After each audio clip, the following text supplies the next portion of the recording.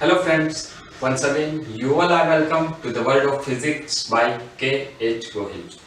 અત્યાર સુધીમાં આપણે ચેપ્ટર નંબર 3 જોઈ લીધું છે. હવે પછી ચેપ્ટર નંબર 4 ની શરૂઆત કરીએ. તો ચેપ્ટર નંબર 4 છે સમતલમાં ગતિ.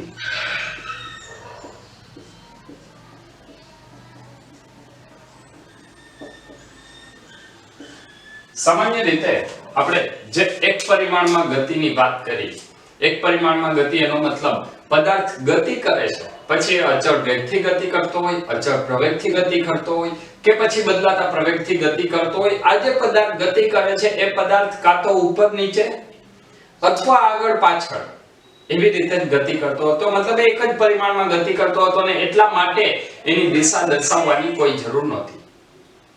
પરંતુ હવે આપણે જે વાત કરવાના છીએ એની અંદર પદાર્થની ગતિની દિશા પણ વ્યાખ્યાયિત કરવી પડશે. શા માટે? દાખલા તરીકે હું એમ કહું કે એક બાળક મેદાનમાં કોઈ એક બિંદુ P પર ઊભું છે. તો આ બાળક મેદાનમાં બિંદુ P ઉપર ઊભું છે. હવે બાળક રમતું રમતું 1 મીટર ગતિ કરે છે. તો શું તમે કહી શકશો એ બાળક કઈ બાજુ જશે? નહીં, એ ગમે તે દિશામાં જશે. અને એટલા માટે આપણે એવો શબ્દ વાપર્યો કે કોઈ પણ દિશામાં. એ શું બતાવે છે? મૂલ્ય પ્લસ દિશા. અને એટલા માટે જ હવે આપણે સમતલમાં ગતિની જે વાત કરવાના છીએ એની પહેલા સદિશ કોને કહેવાય, સદિશ એટલે શું, સદિશની જરૂરિયાત શું છે, એવા કેટલાક બાબતોની આજના લેક્ચરમાં આપણે ચર્ચા કરવાના છીએ. તો સૌથી પહેલો જ એવો પ્રશ્ન આવે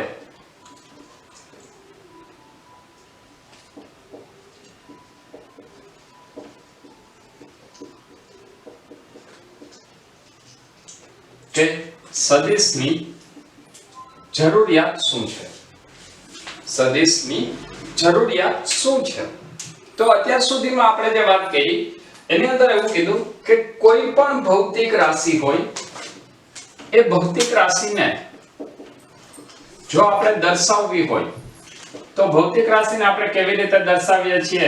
n * u, જ્યાં n એ ભૌતિક રાશિનું મૂલ્ય અને u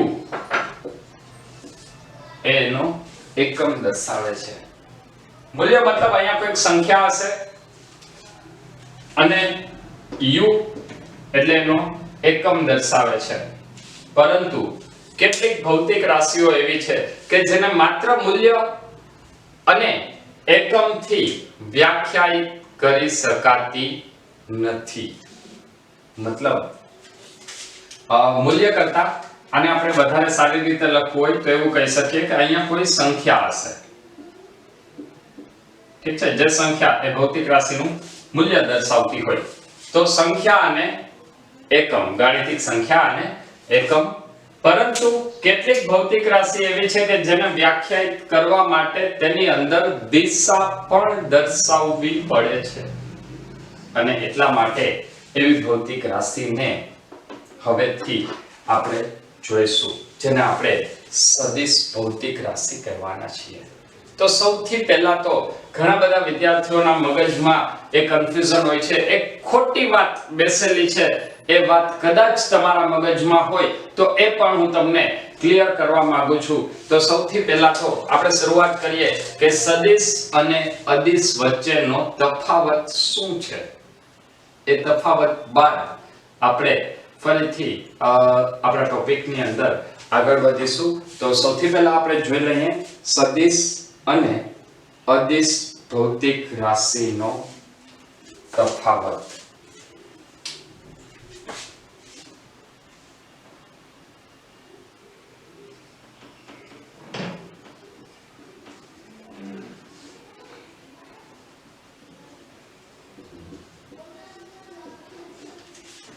અદિશ રાશિ એટલે એવી ભૌતિક રાશિ છે કે જેમને વ્યાખ્યાયિત કરવા માટે, જેમને દર્શાવવા માટે માત્ર મૂલ્યની જરૂર છે.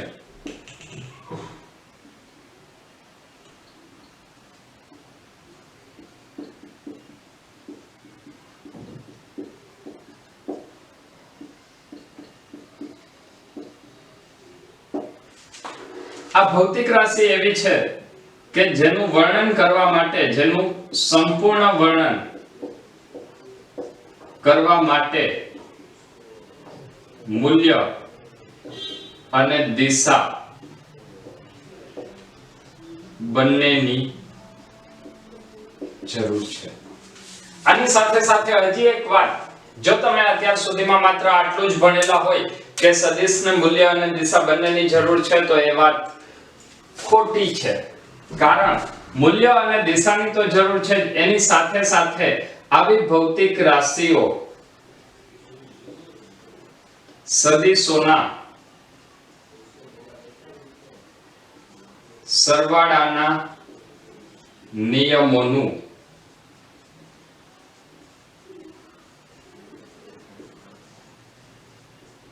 પાલન કરવી જોઈએ. જો એ સરવાળાના નિયમોનું પાલન કરતી હોય તો અને તો જ એ ભૌતિક રાશિઓ સદિશ રાશિ કહેવાય. શા માટે એનું હમણાં આપણે આગળ ઉપર એક ઉદાહરણ લેવાના છીએ. અત્યારે માત્ર એટલું ડાયરેક્ટ યાદ રાખી લો કે સરવાળાના નિયમોનું પણ પાલન થવું જોઈએ. કેની અંદર?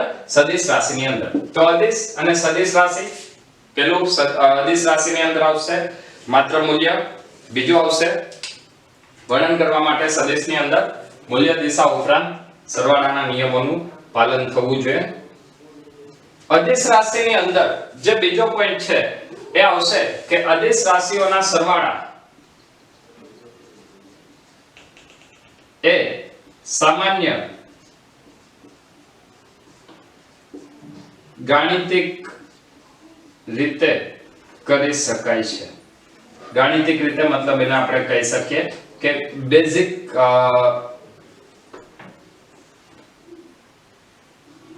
સરવાળા બીજગણિતની રીતથી બીજગણિતનો ઉપયોગ કરીને કરી શકાય છે. જ્યારે બીજું આપણે વાત કરીએ સદિશ રાશિ, તો સદિશ રાશિની અંદર સરવાળા અલગ અલગ રીતે થાય છે. તો સરવાળા કરવા માટે એની બે અલગ અલગ રીતો છે, પણ એની અંદર સરવાળાના નિયમોનો ઉપયોગ કરીને અથવા તો સદિશ રાશિના સરવાળા કરવા માટે એની અંદર પહેલું આવશે બેઝિક રીત અને બીજું આવશે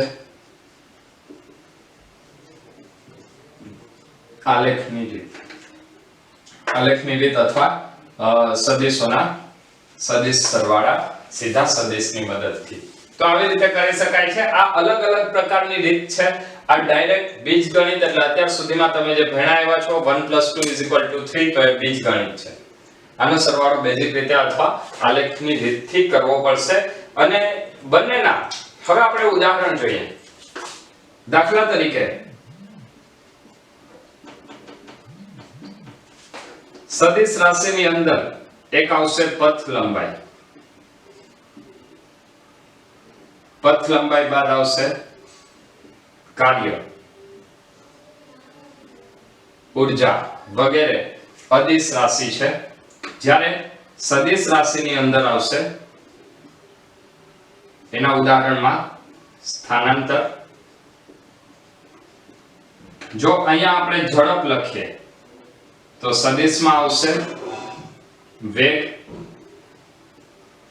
પ્રવેગ, બળ વગેરે ઘણી બધી રાશિઓ છે. તો આ કેટલીક વાતો જે ખૂબ જ અગત્યની છે. સદિશ રાશિ કોને કહેવાય અને અદિશ રાશિ કોને કહેવાય એ બંને વચ્ચેનો તફાવત કે જેને લઈને કદાચ જો તમારા મગજમાં અત્યાર સુધીમાં કંઈ પણ કન્ફ્યુઝન રહેલું હોય તો હવે એ ક્લિયર હોવું જોઈએ કે કેને સદિશ રાશિ કહેશું અને કેને અદિશ રાશિ કહેશું. ચલો આ જ વાતને ફરીથી ધીમે ધીમે જેમ આપણે આગળ ઉપર ચેપ્ટરમાં ભણતા જશું એની અંદર આ બધી જ વાતો ક્લિયર થતી જશે. તો સૌથી પહેલા આપણે જે પહેલું જ ઉદાહરણ લીધું, પહેલો જે તફાવત લીધો કે વર્ણન કરવા માટે અદિશ રાશિ હોય તો એના માટે માત્ર મૂલ્યની જરૂર પડે, સદિશ રાશિ હોય તો એના માટે મૂલ્ય અને દિશા બંનેની જરૂર પડે. આ વાતને હવે થોડી સમજીએ. દાખલા તરીકે જો તમને એવું કહેવામાં આવે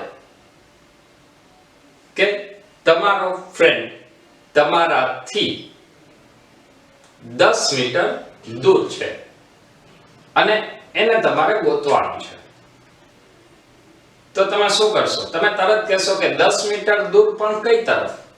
બની શકે કે 10 મીટર ઉત્તર તરફ હોય, બની શકે દક્ષિણ તરફ હોય, પૂર્વ તરફ હોય, પશ્ચિમ તરફ હોય, કે પછી એની અન્ય કોઈ પણ દિશામાં હોય, પણ 10 મીટર દૂર કઈ તરફ? એ જે કઈ તરફ સવાલ છે એ એની દિશા દર્શાવે છે. મતલબ ત્યાં આપણે એનું સ્થાન વ્યાખ્યાયિત કરવા માટે એક મૂલ્ય ઉપરાંત હજી એક વધારાની વસ્તુ દિશાની જરૂર હતી, અને એટલા માટે આપણે સ્થાનાંતરને કેવી રાશિ લઈએ છીએ? સદિશ રાશિ તરીકે ઓળખીએ છીએ. હવે ફરીથી એ જ વાતને આગળ વધારીએ તો આજે મેં તમને લખાવેલું છે સદિશોના સરવાળાના નિયમોનું પાલન કરે છે, તો એ પાલન કેવી રીતે કરે એ આપણે જોઈ લઈએ. તો એની અંદર એક મુદ્દો હું તમને એ કહીશ કે એક અગત્યનું ઇમ્પોર્ટન્ટ વાક્ય છે જે હું તમને અહીંયા લખી દઉં છું. એ વાક્ય તમારે બધાએ ફરજિયાત ધ્યાનમાં રાખવું પડશે. બહુ અગત્યનું વાક્ય છે. દરેક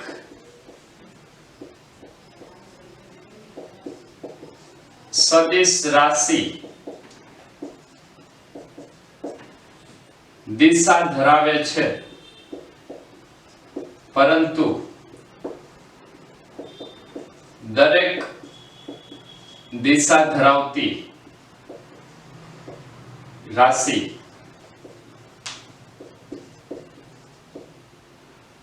સદિશ રાશિ નથી.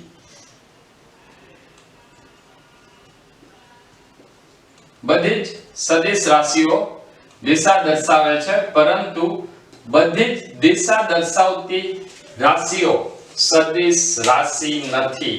વેરી ઇમ્પોર્ટન્ટ સ્ટેટમેન્ટ આજના લેક્ચરનું. અત્યાર સુધીમાં તમારું જે કાંઈ પણ કન્ફ્યુઝન હતું એ કન્ફ્યુઝન આ વાક્યને લઈને જ છે. કદાચ એ કન્ફ્યુઝન હજી એમનું એમ હશે, ચલો એ કન્ફ્યુઝનને આપણે દૂર કરીએ. તો એ કેવી રીતે દૂર થાય? તો અત્યાર સુધી તો તમે માત્ર આટલું જ ભણ્યા હતા કે મૂલ્ય અને દિશા દર્શાવે તો એને સદિશ કહેવાય. તો શું એ વાત ખોટી છે? ચલો આપણે ચેક કરીએ, પછી નક્કી કરીએ કે ખરેખર આમાં સાચું શું છે. ઓકે, તો ફરીથી હું તમને એક ઉદાહરણ આપું છું. થોડાક ઉદાહરણ લે જેની મદદથી આપણે સરવાળા બાદબાકી વિશેની વાત કરશું, સદિશોના સરવાળા અને બાદબાકીની, અને ત્યારબાદ આ વાતને આગળ વધારશું. જો માત્ર મૂલ્ય હોય, માત્ર મૂલ્ય, દાખલા તરીકે હું દળની વાત કરું છું, તો દળ પણ અદિશ રાશિમાં જ આવશે.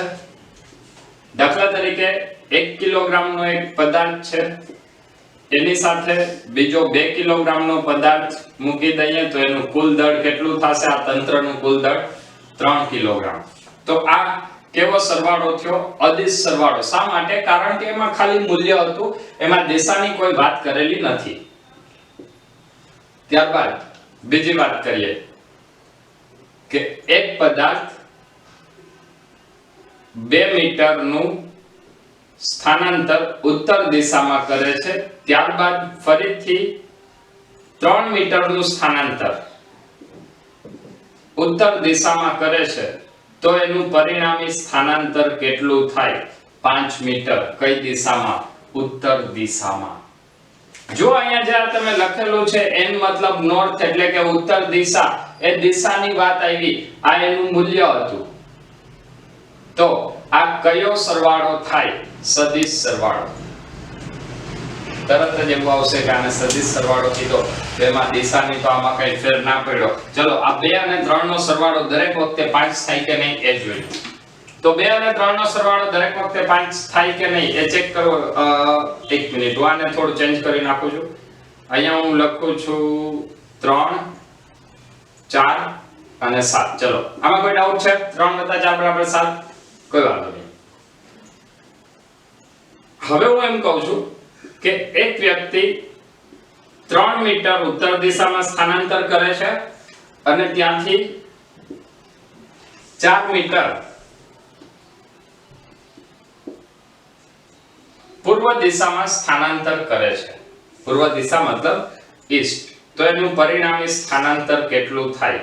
5 મીટર, અને અહીંયા કંઈક દિશા આવશે જેની આપણે અત્યારે વાત કરતા નથી, બરાબર? તો આની હમણાં હું વાત નથી કરતો, આ એક દિશાને આપણે છોડી દે, તો આનું સ્થાનાંતર કેટલું મળ્યું? 5 મીટર. જો અહીંયા 7 મીટર હતું, અહીંયા કેટલું મળ્યું? 5 મીટર.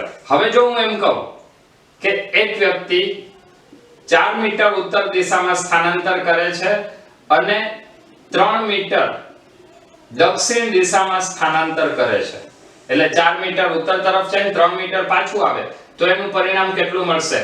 1 મીટર કઈ દિશામાં? ઉત્તર દિશામાં.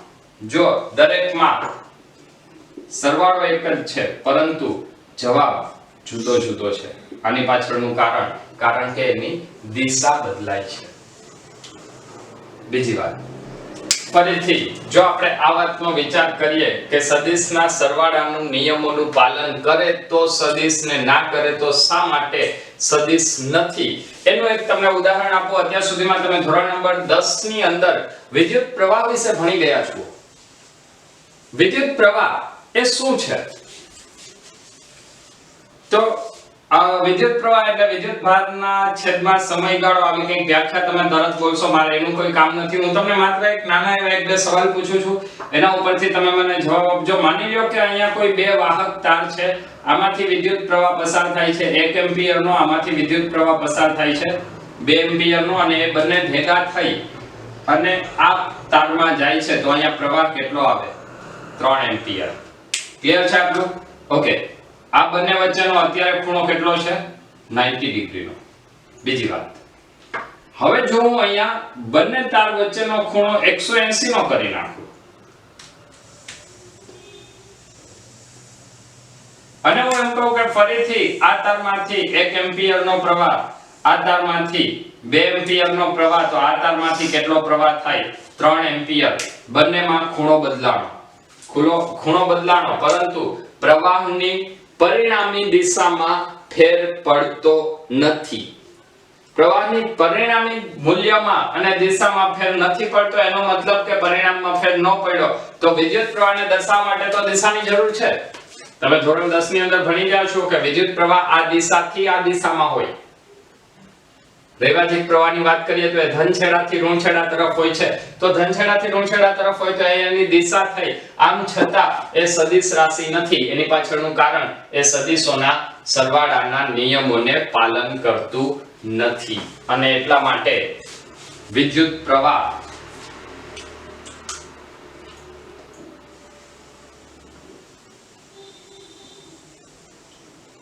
ત્યારબાદ દબાણ પણ એવી જ રાશિ છે કે જેને તમે સદિશના સ્વરૂપમાં વિચારી શકો છો, મતલબ એની દિશા લખો છો, પરંતુ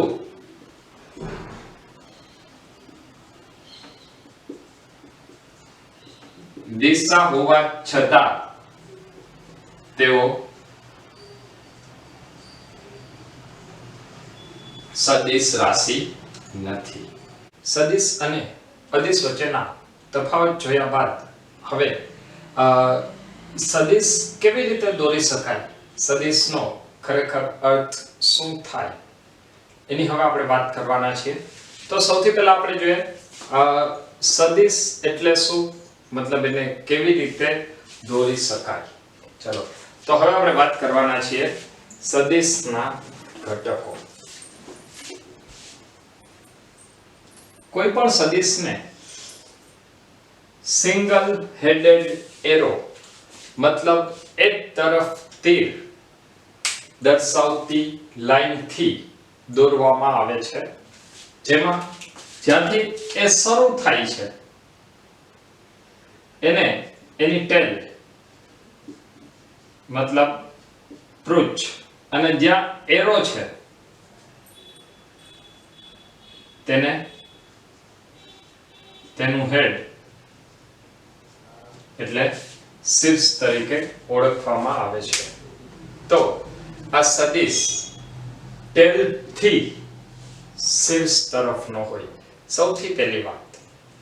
બીજું, આ સદિશ માટે જો આપણે હજી આગળ વાત કરીએ તો આ સદિશનું મૂલ્ય કેટલું અને દિશા કઈ, આ બંને એની ઇમ્પોર્ટન્ટ વાતો છે.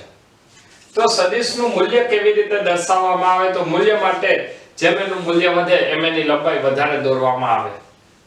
દાખલા તરીકે માની લઈએ કે આપણે સ્થાનાંતરના સદિશ દર્શાવવા છે, તો મારે લખવું છે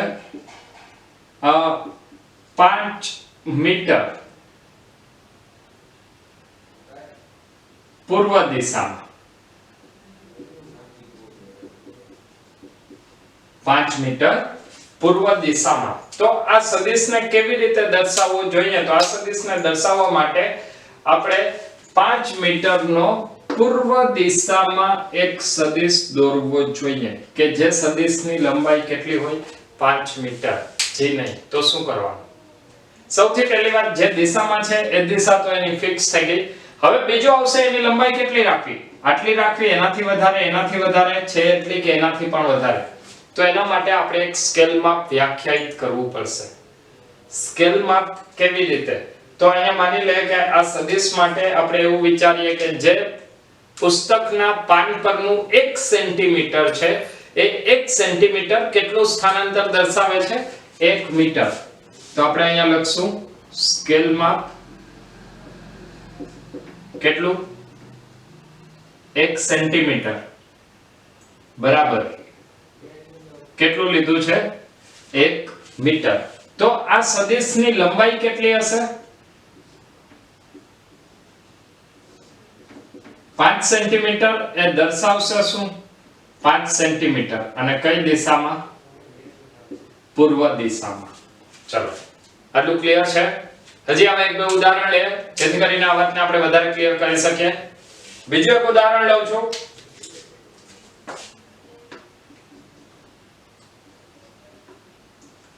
ત્રણ ન્યૂટન ઉત્તર તરફ.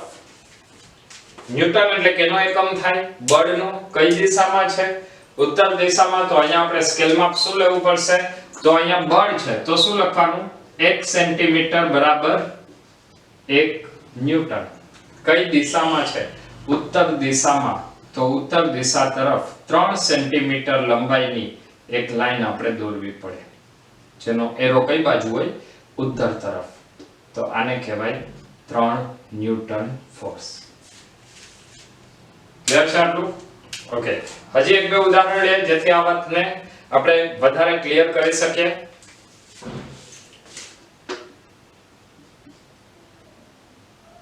અ 75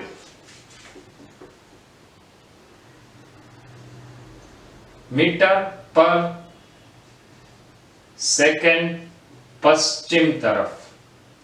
75 મીટર પર સેકન્ડ પશ્ચિમ તરફ. તો આમાં સ્કેલ માં તમે જો 1 સેન્ટીમીટર બરાબર 1 મીટર પર સેકન્ડ લ્યો તો આ લંબાઈ કેટલી થાય, 75 સેન્ટીમીટર ની. મતલબ એટલી બધી લંબાઈ લેવી જોઈએ નહીં. તો આને આપણે હજી નાનો દોરવો પડશે. તો આના માટે હું શું કરીશ, તો હું સ્કેલ માં લઈશ 1 સેન્ટીમીટર બરાબર 15 મીટર પર સેકન્ડ. તો આ જે સદિશ છે એ સદિશ કેટલા સેન્ટીમીટર નો મળશે, 5 સેન્ટીમીટર નો. કઈ દિશામાં, પશ્ચિમ દિશામાં.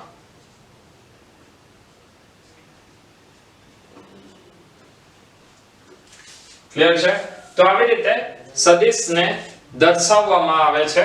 હવે આજે આપણે સદિશને દર્શાવ્યા છે. સદિશ માટે બે વસ્તુ આવશે, એક એનું મૂલ્ય આવશે અને બીજું એની દિશા આવશે. તો સદિશ માટે તેનું મૂલ્ય અને દિશા કેવી રીતે લખાય, કેવી રીતે દર્શાવવું જોઈએ એની હવે આપણે વાત કરી લઈએ. તો સૌથી પહેલા કોઈ પણ સદિશ, દાખલા તરીકે હું એક સદિશ a લઉં છું, તો એને લખવાનું કેવી રીતે, a ઉપર તીર એને વચાય સદિશ a. ક્લિયર છે? હવે આ સદિશ a જ્યારે લખીએ છીએ ત્યારે એનો મતલબ શું થાય, તો આ સદિશ a ને મૂલ્ય અને દિશા બંને તમારે લખવા પડશે. સદિશ a લખો છો ત્યારે એમાં મૂલ્ય અને દિશા બંને આવી જશે. પરંતુ જો આપણે માત્ર આવી રીતે લખીએ માનાંકમાં સદિશ a mod of vector a mod of a તો એ માત્ર મૂલ્ય દર્શાવે છે, માત્ર મૂલ્ય મતલબ એમાં દિશા લખવાની જરૂર નથી. માની લઈએ કે આ સદિશ a છે તો હું શું કહીશ 5 સેન્ટીમીટર, એમાં હું દિશા નહીં કહું. અહીંયા હું b કહું તો b બરાબર 3 ન્યૂટન, દિશા નહીં બોલું, કારણ હું માત્ર મૂલ્યની વાત કરું છું. માત્ર મૂલ્યને બીજી રીતે પણ દર્શાવવામાં આવે છે માનાંકમાં સદિશ a અથવા a, મતલબ સદિશ અને માનાંક નહીં તો એ પણ એનું મૂલ્ય દર્શાવે છે. આની સાથે સાથે ઘણી વખત કોમ્પ્યુટર પ્રિન્ટની અંદર તમે સદિશ માટે ઉપર એરો ને બદલે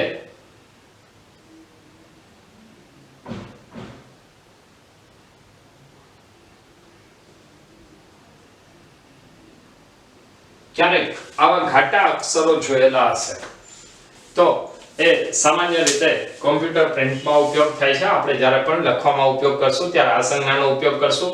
આ બંને સદિશનું મૂલ્ય અને દિશા બતાવે છે, મતલબ એ સદિશ તરીકે ઓળખાય, અને આ બંને માત્ર સદિશના મૂલ્ય દર્શાવે છે. ક્લિયર છે આટલું? ઓકે, ચલો તો હવે સદિશના મૂલ્ય અને દિશાની આપણે વાત કરી તો હવે એના ઉપરથી ફરીથી એક ઉદાહરણ લઈ લો.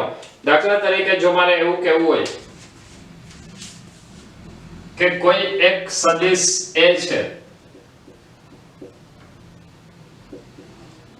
5 મીટર પર સેકન્ડ ઉત્તર દિશામાં, તો એના માટે જો સદિશ લખવો હોય તો હું શું લખીશ 5 મીટર પર સેકન્ડ નોર્થ, નોર્થ મતલબ ઉત્તર તરફ. ચલો ઠીક છે. ત્યારબાદ જો મારે a નું મૂલ્ય લખવું હશે તો હું માત્ર a લખીશ. a લખીએ તો અહીંયા શું લખવાનું 5 મીટર પર સેકન્ડ, અથવા એને કેવી રીતે લખી શકાય માનાંકમાં સદિશ a. ક્લિયર છે આટલું? હજી એક ઉદાહરણ જોઈએ. દાખલા તરીકે કોઈ એક સદિશ b છે 10 મીટર પર સેકન્ડ સ્ક્વેર પશ્ચિમ દિશામાં, તો એના માટે જો સદિશ b ની વાત આવે તો શું લખવું પડશે 10 મીટર પ્રતિ સેકન્ડ સ્ક્વેર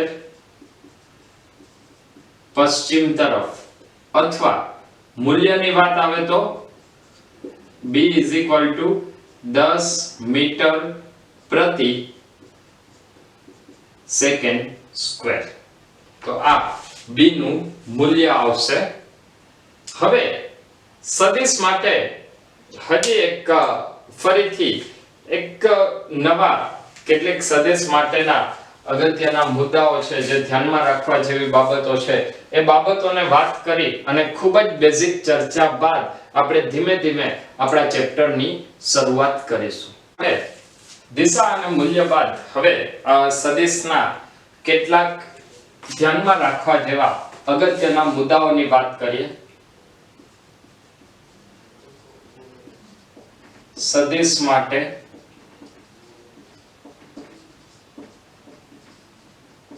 અગત્યના મુદ્દાઓ. સૌથી પહેલા આપણે ખૂબ જ બેઝિક જે વસ્તુઓ છે કે જે તમને ખબર હોવી જોઈએ અથવા તો જે તમે બહુ સારી રીતે જાણવા જોઈએ એની આપણે વાત કરી લઈએ. ત્યારબાદ જો આ ચેપ્ટરની શરૂઆત કરશું તો તમને પણ ચેપ્ટર ભણવાની અને મારે તમને જે લેવલ સુધી સમજાવવાનું છે એ લેવલ સુધી સમજાવવાની અને તમને સમજવાની મજા આવશે. તો આપણે આજે ખૂબ જ બેઝિક જે વાતો છે એ વાતો સૌથી પહેલા કરી લઈએ.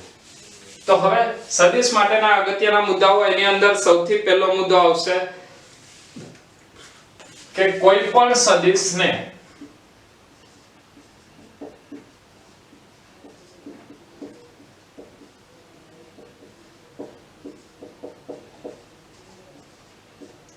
ટુ પાઈ રેડિયન એટલે કેટલું થશે 360 ડિગ્રી ફેરવવાથી તેમાં કોઈ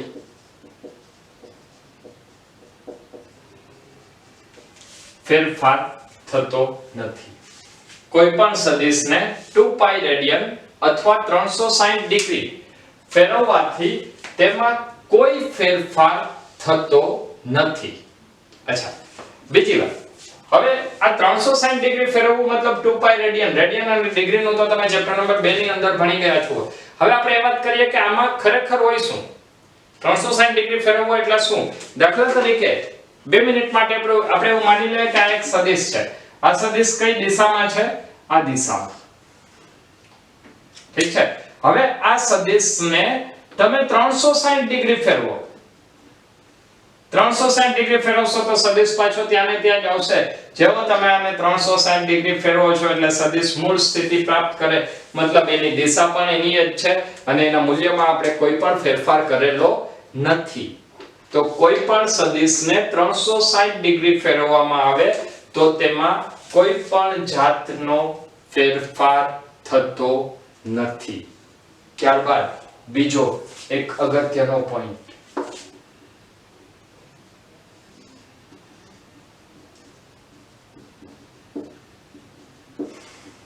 સદિશને તેને સમાંતર, સમાંતર મતલબ દિશા બદલ્યા વગર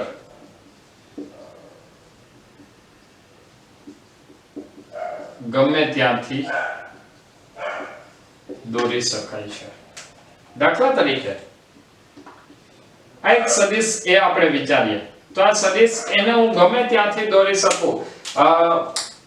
આ સદિશ એ જો મારે એ જ લાઈનમાં આવી રીતે આગળ દોરવો હોય તો પણ દોરી શકાય, અથવા એના બદલે મારે આ બાજુ દોરવો હોય, આ બાજુ દોરવો હોય, એ સદિશને ગમે ત્યાં દોરી શકીએ, પરંતુ એના માટેની શરત શું? તેના મૂલ્યમાં ફેરફાર થવો જોઈએ નહીં અને તેની દિશામાં પણ ફેરફાર થવો જોઈએ નહીં. તો આ બીજો પોઈન્ટ આવશે, સદિશને તેને સમાંતર દિશા બદલ્યા વગર ગમે ત્યાંથી દોરી શકાય છે. અને ત્યારબાદ ત્રીજો મુદ્દો આવશે, કોઈ પણ બે સદિશ વચ્ચેનો કોઈ પણ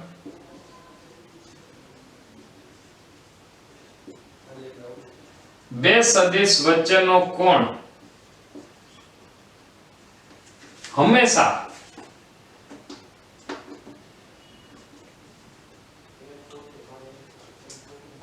એક જ બિંદુએ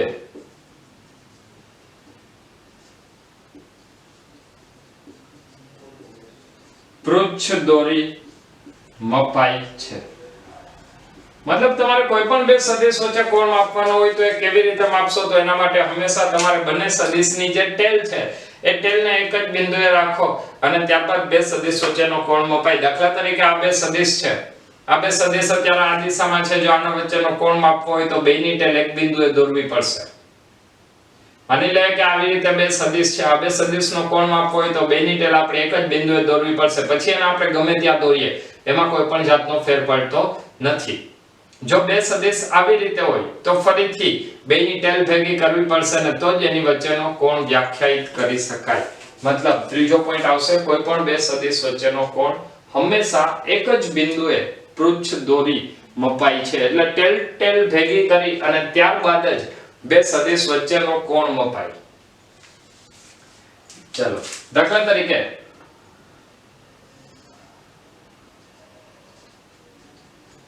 આ એક સદિશ A છે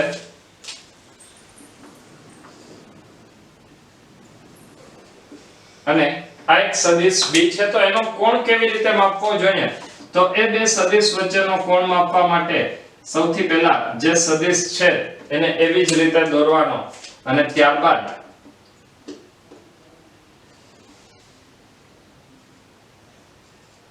સદિશ B ને એની ટેલ પરથી દોરવાનો અને પછી જે બે સદિશ વચ્ચેનો કોણ બને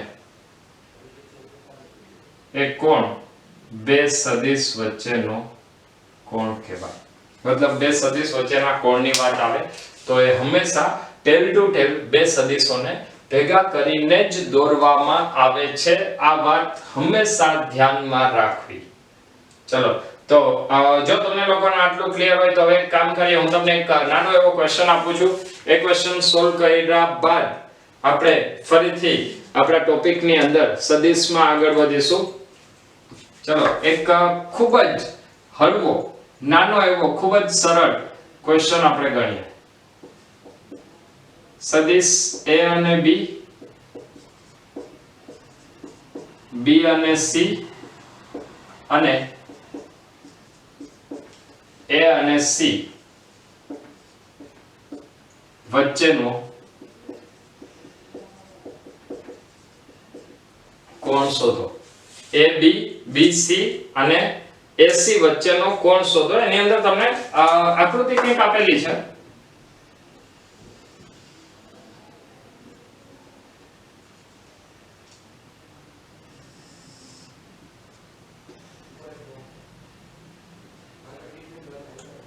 ચલો માની લઈએ કે તમને 3 સદિશ આપેલા છે. 3 સદિશની અંદર સૌથી પહેલો સદિશ હું લઉં છું આ દિશાથી ધન x અક્ષથી 45 ના કોણે, એને હું કહું છું સદિશ A.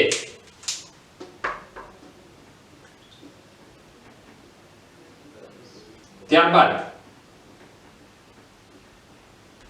બીજા એક સદિશ માટે હું એની દિશા વ્યાખ્યાયિત કરું છું.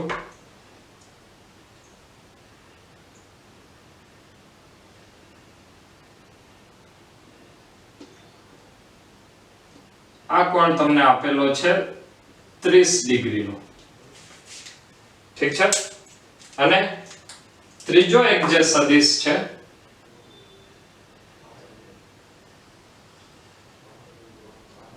એ હું વ્યાખ્યાયિત કરું છું 60 ડિગ્રી સદિશ C. અને આ જે સદિશ છે એ કયો છે? સદિશ B.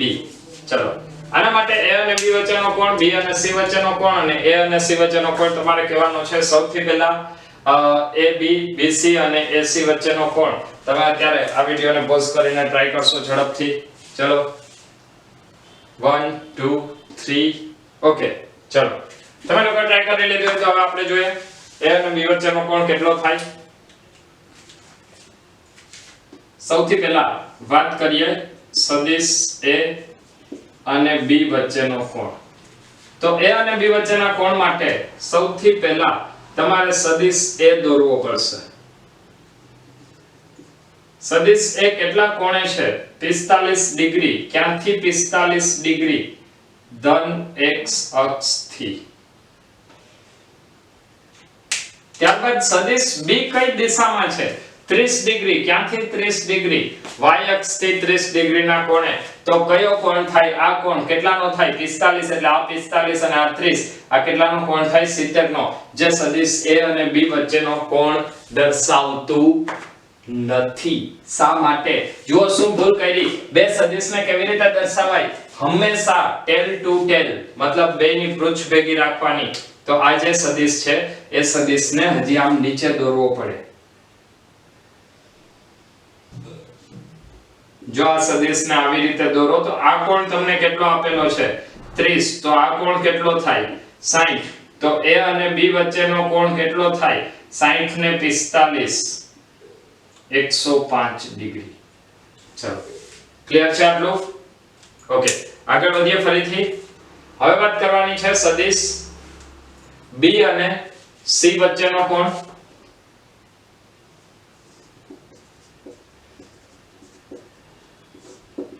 તો સદિશ B અને સદિશ C વચ્ચેના કોણ માટે સૌથી પહેલા આપણે સદિશ B ની વાત કરી લઈએ.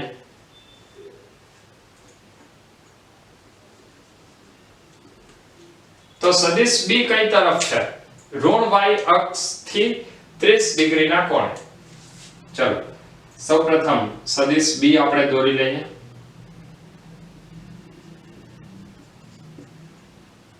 આ કોણ કેટલો છે?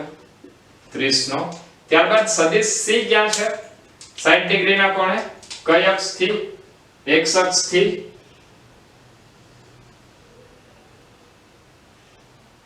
સોરી y અક્ષથી 60 ડિગ્રીનો કોણ. એટલે આ ખૂણો કેટલો આપેલો છે? 60. તો આ કોણ કેટલો થાય? 30 નો, તો અહીંયા સદિશ b અને સદિશ c વચ્ચેનો કોણ કેટલો થશે? 30 નો. ત્યારબાદ તમને કીધું છે a અને c વચ્ચેનો કોણ. ચલો ત્રીજું લઈએ. a અને c વચ્ચેનો કોણ. તો a અને c વચ્ચેના કોણ માટે પહેલા એક સદિશ a દોરવો પડશે. સદિશ a કઈ દિશામાં છે? x અક્ષ થી 45 ડિગ્રી ના કોણે. અને સદિશ c કઈ દિશામાં છે? y અક્ષ થી 60 ડિગ્રી ના કોણે.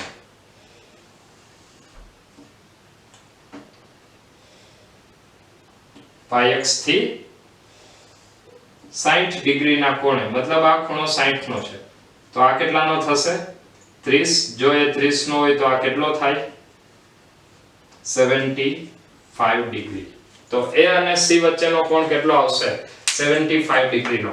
તો આપણે વાત કરી સદિશ માટેના અગત્યના મુદ્દાઓ. એ મુદ્દાઓની અંદર શું? તો સૌથી પહેલો પોઈન્ટ આવશે એ છે કોઈ પણ સદિશને 360 ડિગ્રી ફેરવવાથી તેમાં કોઈ પણ પ્રકારનો ફેરફાર થતો નથી. બીજો પોઈન્ટ આવશે સદિશને તેને સમાંતર ગમે ત્યાંથી દોરી શકાય છે. ત્રીજો પોઈન્ટ આવશે બે સદિશ વચ્ચેનો કોણ હંમેશા એક જ બિંદુએ પૃચ્છ દોરી અને મપાય છે.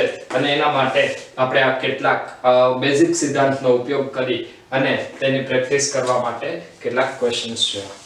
હવે આજના લેક્ચરની અંદર જે વાત કરવાના છીએ એ આવશે સદિશના પ્રકારો. સદિશ વચ્ચેના કોણ બાદ હવે સદિશના કેટલાક પ્રકારો આપણે ભણવાના છે. તો આજના લેક્ચરની અંદર હું તમને સદિશના પ્રકારો વિશે માહિતી આપીશ કે સદિશ કેટલા પ્રકારના છે. તેની અંદર સૌથી પહેલો સદિશ આવશે એ છે સમાન સદિશો.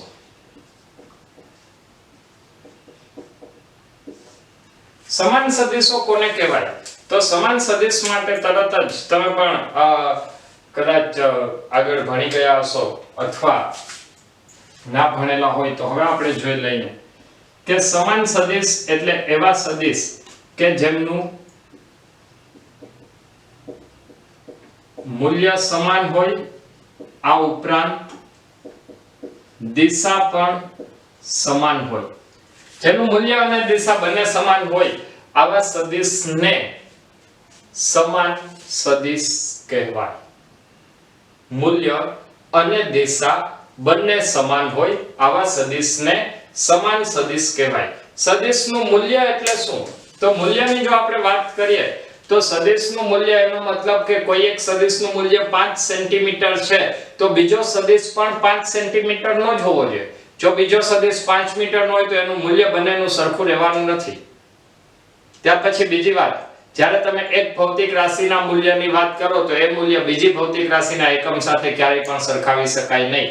હું એમ ન કહી શકું કે 5 મીટર અને 5 મીટર પ્રતિ સેકન્ડ બંને સદિશનો સરવાળો એ કોઈ દિવસ થવાનું નથી. આનો મતલબ કે સમાન સદિશ એટલે શું?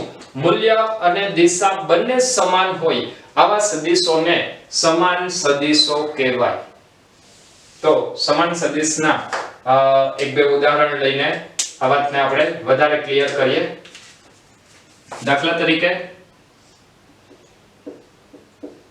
આવો એક સદિશ A છે, એવો જ બીજો એક સદિશ કે જે બંનેનું મૂલ્ય સમાન છે, દિશા પણ સમાન છે, પછી એ સદિશ ક્યાંય પણ દોરેલો હોય, પછી એ એકની આગળ બીજો દોરેલો હોય કે એકની પાછળ બીજો દોરેલો હોય, એકની નીચે હોય કે એકની ઉપર હોય, પરંતુ મૂલ્ય સમાન અને દિશા સમાન એટલે હંમેશા એ સદિશ કયો થાય? સમાંતર સદિશ, સમાન સદિશ. ક્લિયર છે? તો આ થયું સમાન સદિશની વાત. સમાન સદિશ માટે મૂલ્ય અને દિશા બંને સમાન હોવા જોઈએ. તો સમાન સદિશ માટે ફરીથી આપણે કેટલુંક મેથેમેટિકલ સ્ટેપમાં મતલબ સંજ્ઞાત્મક રીતે જો લખવા માંગીએ તો મૂલ્ય સમાન એટલે a અને b માટે શું લખાય? a બરાબર b અથવા એને શું કહેશું? માનાંકમાં સદિશ a બરાબર માનાંકમાં સદિશ b અને દિશા પણ સમાન. માની લઈએ કે આ 5 મીટરનો સદિશ છે અને આ પણ 5 મીટરનો સદિશ છે. તો સદિશ એ 5 મીટર, આ કઈ દિશા આવશે? પૂર્વ. અને સદિશ b પણ 5 મીટર પૂર્વ. ચલો ક્લિયર છે આટલું? તો આ સમાન સદિશ કહેવાય. સમાન સદિશ બાદ બીજો આવશે ઋણ સદિશ.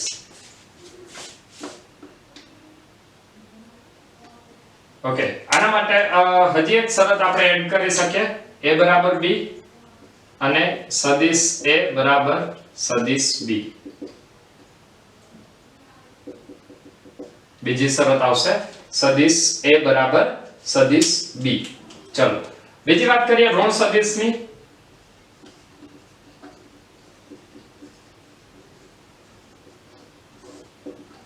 ઋણ સદિશની અંદર મૂલ્ય સમાન હોય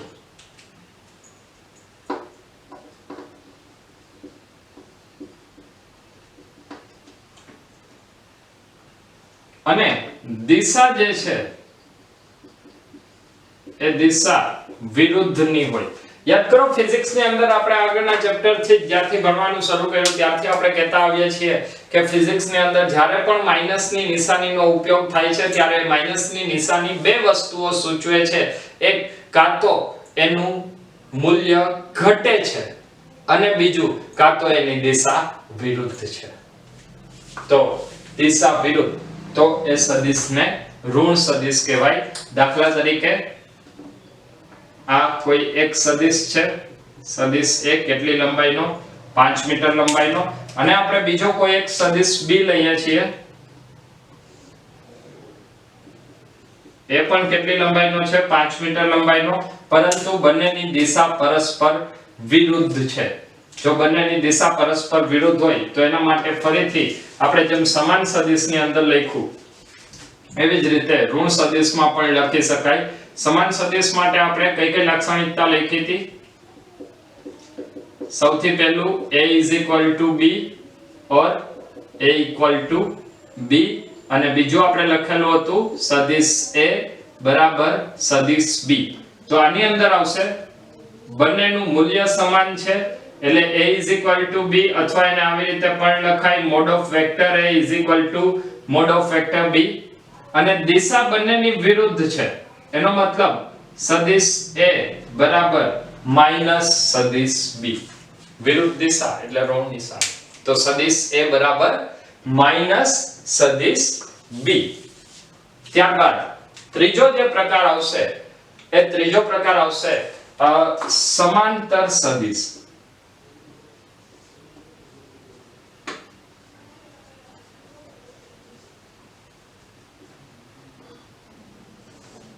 સમાંતર સદિશો કોને કહેવાય? તો સમાંતર સદિશો માટે એવા સદિશો કે જે એક જ દિશામાં હોય. એવા સદિશો કે જે એક જ દિશામાં હોય.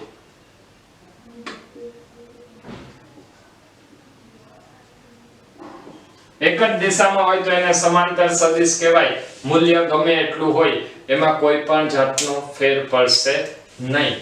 તો આનું એક બે ઉદાહરણ લઈએ. દાખલા તરીકે આ કોઈ એક સદિશ a છે અને બીજો એક સદિશ b આપણે આવી રીતે દોરેલો છે. તો આ સદિશ a અને સદિશ b બંને એકબીજાને સમાંતર સદિશ કહેવાય. સમાંતર સદિશ માટે મૂલ્ય સમાન હોઈ પણ શકે અને ના પણ હોઈ શકે. તો અહીંયા સમાંતર સદિશ માટે બંને સદિશો એક જ દિશામાં હોય અને એનું પરિણામ શું મળશે? તો એની અંદર બંને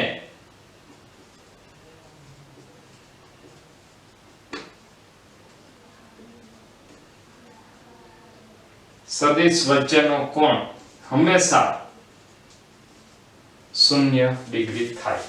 બે સદિશ એક જ દિશામાં છે, એક જ દિશામાં છે મતલબ એનો બે વચ્ચેનો કોણ કેટલો થાય? 0 ડિગ્રી. ત્યારબાદ ચોથો પ્રકાર આવશે એ છે પ્રતિ સમાંતર સદિશો.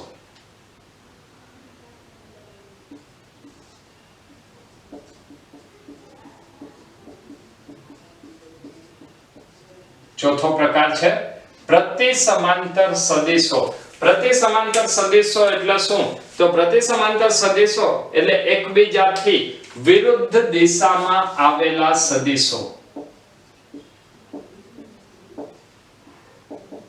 પ્રતિસમાંતર સદિશો મતલબ એકબીજાથી વિરુદ્ધ દિશામાં આવેલા સદિશો। દાખલા તરીકે આ કોઈ એક સદિશ b છે અને આ દિશામાં કોઈ એક સદિશ a છે। મૂલ્ય ગમે એટલું હોય, મૂલ્યથી કંઈ ફેર નહીં પડે, પરંતુ બંને વચ્ચે ની બંને વિરુદ્ધ દિશામાં હોવા જોઈએ।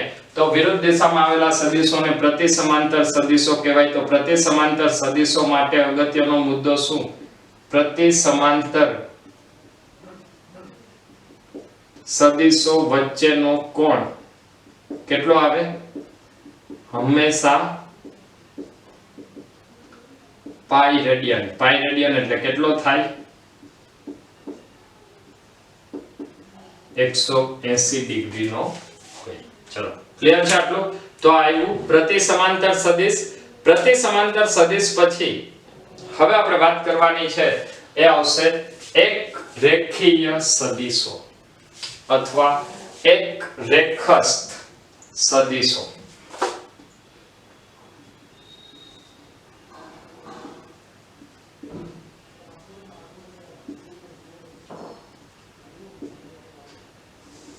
એક રેખસ્થ સદિશો મતલબ જે સદિશો એક જ રેખા પર આવેલા હોય તેને એક રેખસ્થ સદિશો કહેવાય।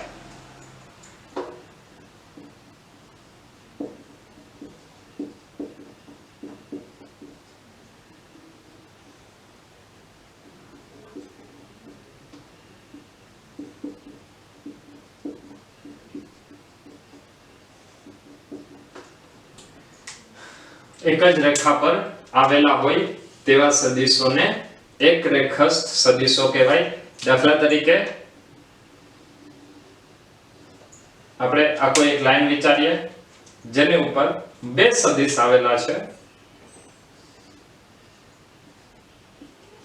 સદિશ A અને સદિશ B। તો A અને B બંને એક જ રેખા પર આવેલા છે, એક જ રેખા પર આવેલા છે, તો એને એક રેખસ્થ સદિશો કહેવાય। ત્યારબાદ નેક્સ્ટ પ્રકાર આવશે સમતલીય સદિશો।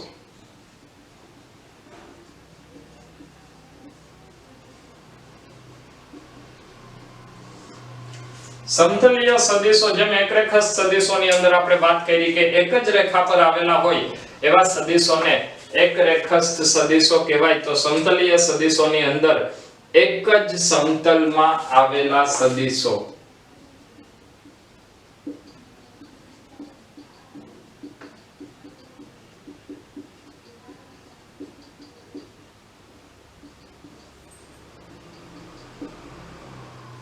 જે સદિશો એક જ સમતલમાં આવેલા છે તેવા સદિશને સમતલીય સદિશ કહેવાય। આવા સમતલીય સદિશ માટે એક ફરીથી અગત્યનું પરિણામ, દાખલા તરીકે હું આ બે સદિશની વાત કરું છું તો આ એક સદિશ A છે ને આ એક સદિશ B છે। આ બે સદિશને હું ગમે એ રીતે રાખીશ તો એ બંને સદિશમાંથી એક જ સમતલ હંમેશા પસાર થાય। આ સદિશને હું આવી રીતે રાખીશ તો પણ તેમાંથી એક સમતલ આવશે, આ સદિશને હું આવી રીતે રાખીશ તો પણ એમાંથી એક સમતલ આવશે। સદિશને કોઈ પણ રીતે ગોઠવો એમાંથી હંમેશા એક સમતલ બને। પરંતુ જ્યારે ત્રણ સદિશની વાત આવે તો બની શકે કે ત્રણ સદિશો એક સમતલમાં હોઈ પણ શકે અને ના પણ હોય। તો સમતલીય સદિશની અંદર યાદ રાખવા જેવા મુદ્દાઓ કે કોઈ પણ બે સદિશ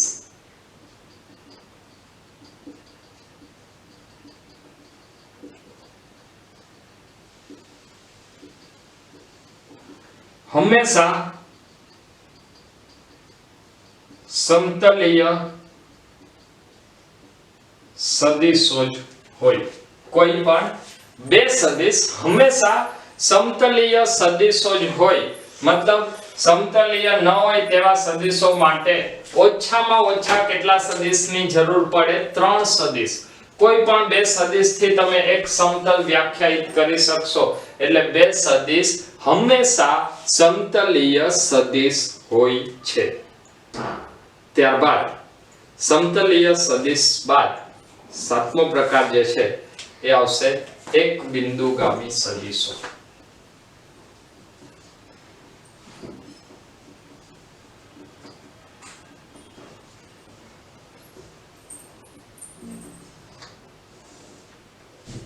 એક બિંદુગામી સદિશો એટલે કેવા સદિશો?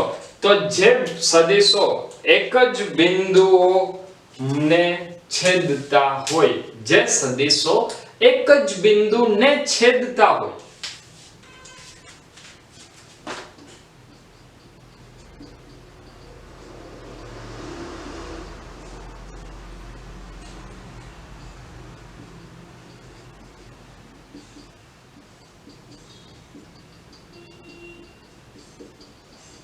જે સદિશો એક જ બિંદુને છેદતા હોય તેવા સદિશને એક બિંદુગામી સદિશ કહેવાય. દાખલા તરીકે હું અહીંયા 3 સદિશની વાત કરું છું. આ એક સદિશ A,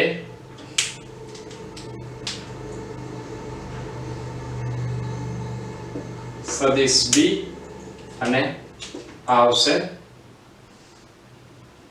સદિશ C. તો ત્રણે ત્રણ સદિશો એક જ બિંદુમાં છેદે છે, તેથી તેને એક બિંદુગામી સદિશો કહેવાય. હવે આને જ ફરીથી આપણે એક અલગ રીતે વિચારીએ.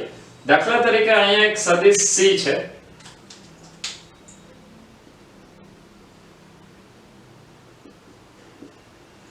એક સદિશ B છે,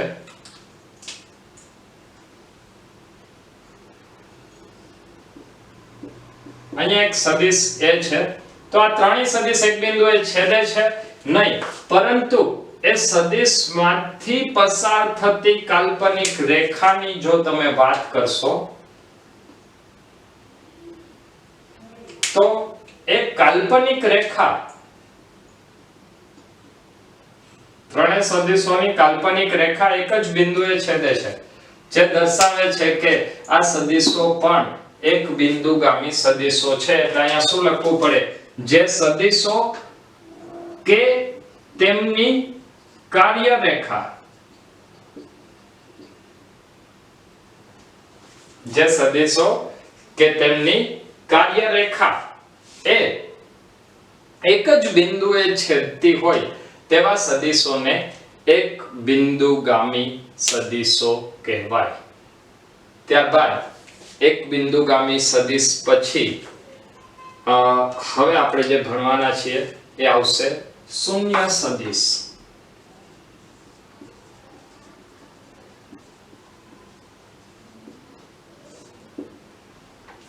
શૂન્ય સદિશ કોને કહેવાય? તો શૂન્ય સદિશ એટલે એવો સદિશ કે જેનું મૂલ્ય શૂન્ય હોય.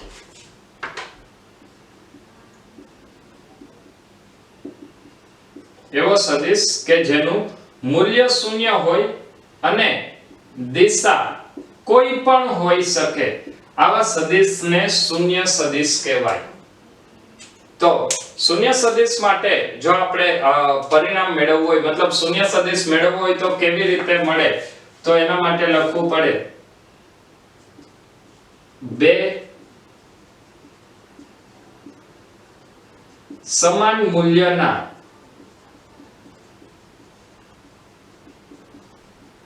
ઋણ સદિશોનો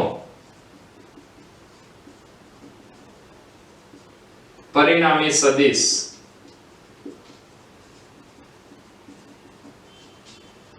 એટલે શૂન્ય સદિશ. બે સમાન મૂલ્યના ઋણ સદિશોનો પરિણામી સદિશ.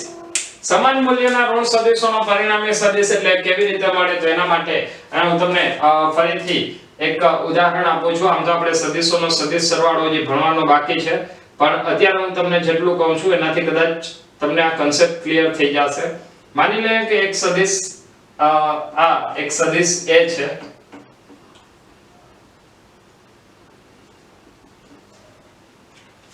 આ સદિશ A પર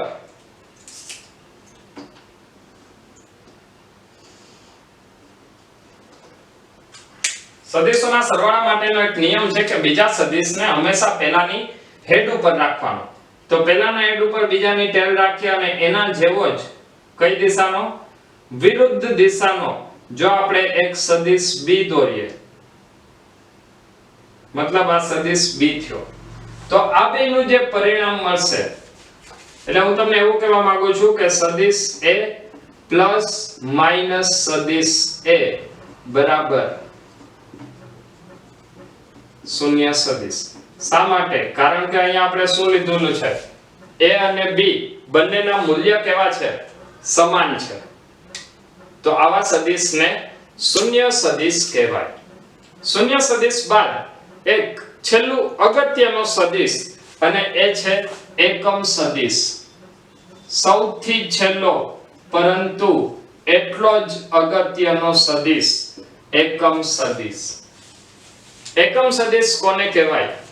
તો એકમ સદિશ એટલે એક એકમ જેટલું મૂલ્ય ધરાવતો સદિશ. એકમ સદિશ મતલબ એક એકમ જેટલું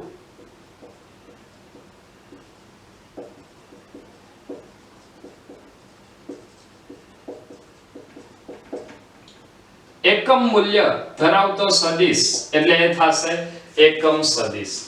ચલો ફરીથી આપણે જોઈએ કે એકમ મૂલ્ય ધરાવતો સદિશ એટલે શું? તો સામાન્ય રીતે આપણે સદિશને કેવી રીતે વ્યાખ્યાયિત કરીએ છીએ?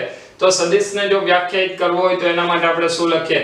મૂલ્ય અને એની દિશા. આ વાતને થોડી વધારે વિચારીએ. દાખલા તરીકે હું એમ કહું છું, હું સ્થાનાંતર સદિશની આજે વાત કરું છું. તો સ્થાનાંતર સદિશ માટે માની લે કે મારે 5 મીટરનો એક સ્થાનાંતર સદિશ દર્શાવવો છે, તો હું શું કરીશ? જો સ્કેલમાં 1 મીટર બરાબર 1 સેન્ટીમીટર બરાબર 1 મીટર લઉં તો હું 5 સેન્ટીમીટરનો એક સદિશ દર્શાવીશ. તો આ સદિશની લંબાઈ કેટલી છે? આ સદિશની લંબાઈ કેટલી હશે? 5 સેન્ટીમીટર.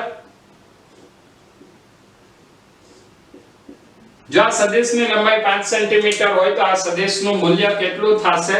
5 મીટર. 1 સેન્ટીમીટર બરાબર 1 મીટર લઈએ તો. ઓકે, હવે હું આને શું કરીશ? તો મારે સદિશ જોઈએ છે પણ કેટલા મૂલ્યનો? 1 એકમ વાળા મૂલ્યનો. તો એ કેવી રીતે મળે? તો આ સદિશનું જેટલું મૂલ્ય છે એ મૂલ્ય વડે હું ભાગી નાખું. મતલબ આ સદિશ કેટલી લંબાઈનો છે? 5 મીટરનો. તો આ સદિશના મૂલ્યને હું કેના વડે ભાગીશ?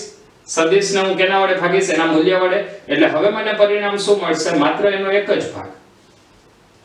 તો આ એક જ ભાગ મળ્યો. આ સદિશની લંબાઈ કેટલી? એકમ મતલબ 1. તો એકમ સદિશ એ પોતે જ કંઈક અલગ પોતાનો ઓળખાણ ધરાવે છે. એનો ખૂબ જ વધારે મહત્વ છે.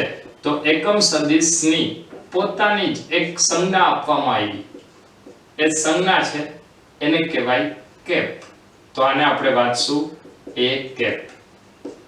ઠીક છે? એની માથે ટોપી પહેરાવી દેવાની એટલે એને કહેવાય એ કેપ.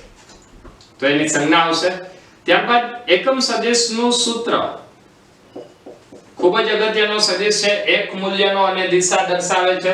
તો આનું સૂત્ર કેવી રીતે લખાય? તો એકમ સદિશ એનો એકમ સદિશ લખવું હોય તો લખાય a કેપ બરાબર સદિશ a લેવાનો અને એના છેદમાં એનું મૂલ્ય લેવાનું. કોઈ પણ સદિશના છેદમાં એનું મૂલ્ય લ્યો તો એ શું આપશે? એ એકમ સદિશ આપશે. એકમ સદિશ એ એક મૂલ્ય ધરાવતો સદિશ છે અને એકમ મૂલ્ય ધરાવતો સદિશ એટલે સામાન્ય રીતે આ એકમ સદિશનો ઉપયોગ